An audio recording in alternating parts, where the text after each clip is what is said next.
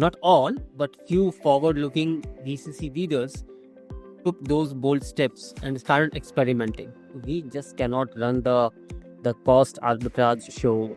GCCs brought the culture into center stage. You ask the question to yourself, why are you building up the GCC? We have already delivered in double digit the digital agent, or we call it digital employees. My Mexico hub, my China hub, they are very strong in digitalization of factory.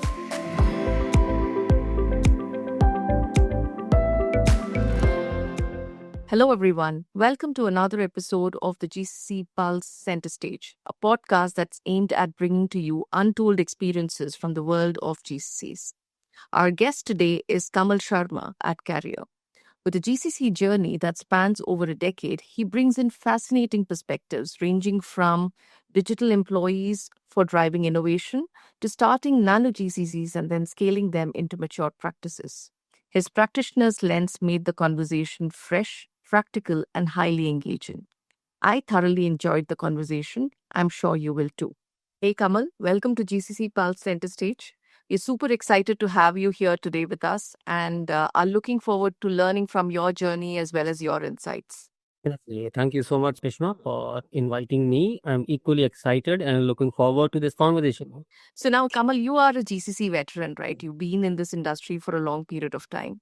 How have you seen GCCs evolving over the past few years? And more importantly, what do you see the trends for the next 5 years? So I'm seeing this journey from over 12 years now. Lot of interesting experiences, learnings which I have gone through. Before, like I would say 8 to 9 years back, right?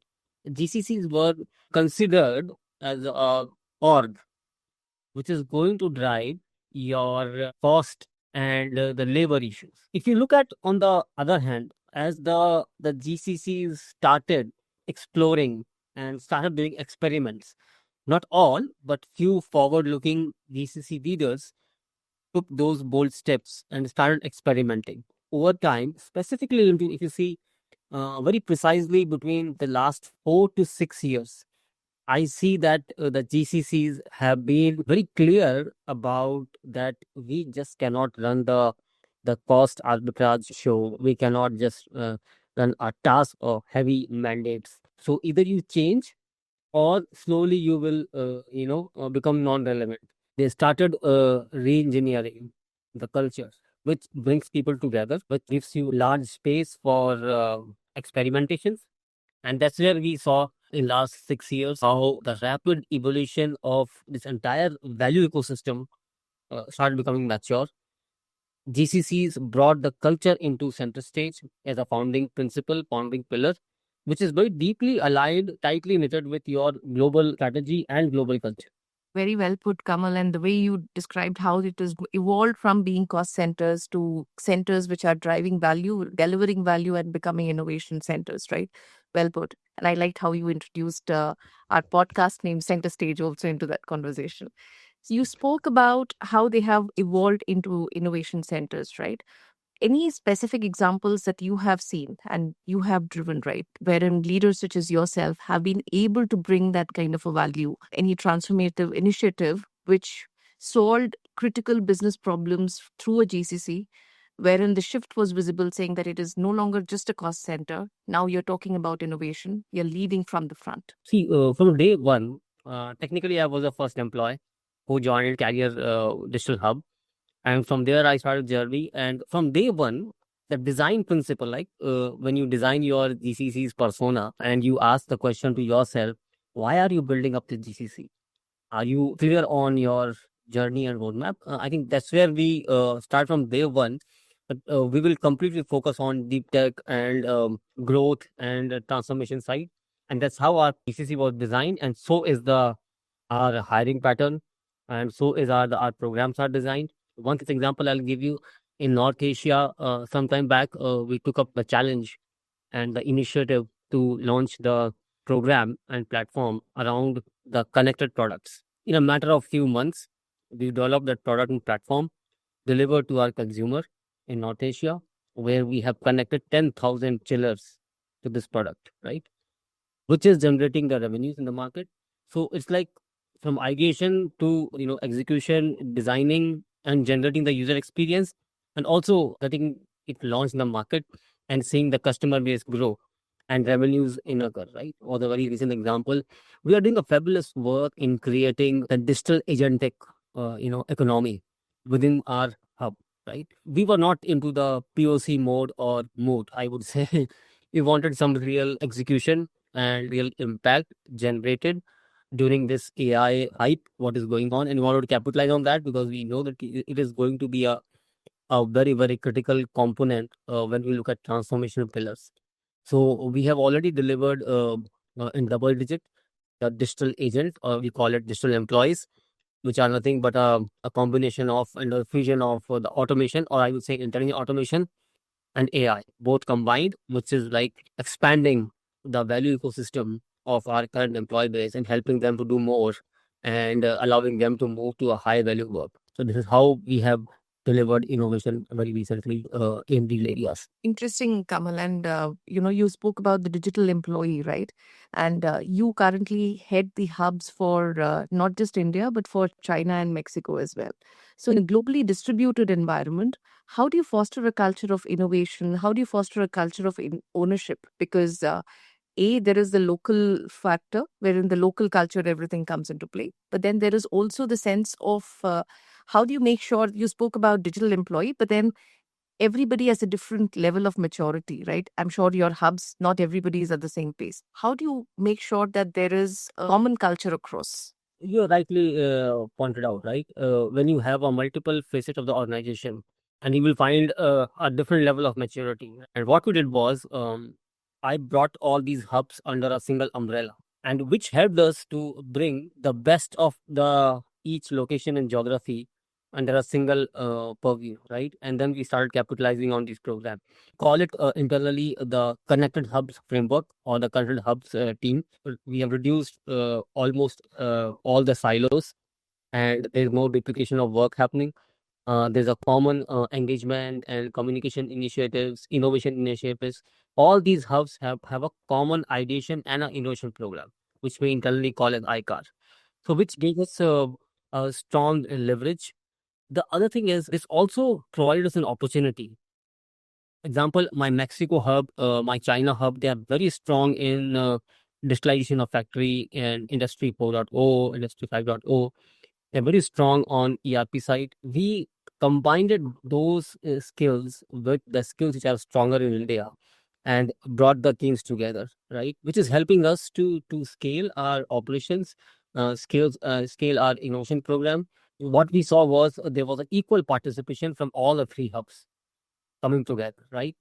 And this cultural diversity coming together and the diversity of thoughts. And that's where the doubling up the creativity, adding on more skills, getting more capabilities together, and end to end view is possible, right? And plus, you also get an exposure to not just one geography of stakeholders and customers, but you are like covering now four geographies and like, sorry, three geographies, which are like a pretty large market for us.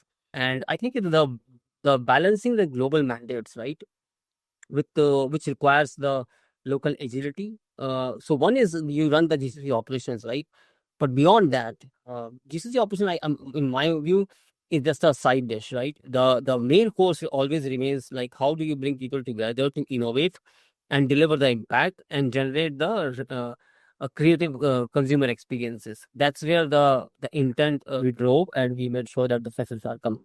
Interesting, Kamal. And you just summarized how design thinking works, right? In terms of the diversity of ideas, thoughts, people from different geographies put together. So it's good to see a demonstration of that happening within your entity and organization. Yeah. Now, Kamal, you spoke about the fact that you started your career with IT industry and then with an IT firm, and then you moved over to GCCs. Now, for people who are currently in Indian enterprises, leaders who are currently working in Indian enterprises, who are aspiring to look forward to roles in GCC, what are the mindset shifts that you're looking forward to, or what is the mindset shift that they should have, which is essential for them to succeed and thrive in that environment? When I started to work in GCC, it was also a new exposure and experience for me. One thing I would recommend is about bold leadership, right? Never shy away with taking a calculated risk, and also know how, in case if you are moving towards failure. Failures are not bad, to be honest. Important is how you take them, how you get learning out of it, and quickly get up and move forward towards the betterment of this. The other thing which I recommend is, instead of the people who want to enter into the GCC world, instead of starting or focusing upon the full-fledged large GCCs, I think the good approach could be, if we can look at working on something as a nano GCC, right? Which is a small scale operations with a number full of people, where you can have a liberty to make changes faster, do quick experimentation, and then settling it down, maturing it, and then scaling it up, right? Because for any GCC to succeed, the important is how long you take to enter into your matured phase, right? This is where the GCC starts building the value, because that's where innovation takes place. That's where your cultural foundation starts delivering you. That's where your true competencies starts coming into the action, which is supporting your revenue and growth. Very well put, Kamal. What is the average time does it take for a GCC to mature, Kamal? You mentioned saying that, after the initial incubation phase, the setup and everything, when they start maturing to start delivering the values which they have committed to, you said. I'm glad you asked this, and it opens up a few more thoughts. So it depends on few factors, right? One is how your GCC was designed, right? What is the purpose of your GCC? And then how your headquarter or your parent organization look at the GCC. That relationship needs to be defined very, very clearly, right? Because if that is vague, we will have challenges with GCC getting into a different mode altogether. If all the right attributes are in place, you have a right sponsorship, you have a good culture foundation, you have a bold leadership who thinks about the transformation and growth in the GCC, and then you also have a right purpose and the design for GCC in place. I think these put together, I think you should start seeing the maturity first stage. The full score maturity, with all these traits in the place, I see somewhere between fourth to sixth year is when you start seeing the big impacts. I've also seen the cases where GCC took a long time to start their mature journey, as good as like 12 to 15 years. And I would say that GCCs, we should not measure with the number of headcount, because there are many GCCs I'm aware of. They develop in the core team, which is busy in delivering the IP products, value and impact. So I think the shift on the way we assess the maturity of GCC should be into more centered around ownership, accountability, participation in growth, and innovation.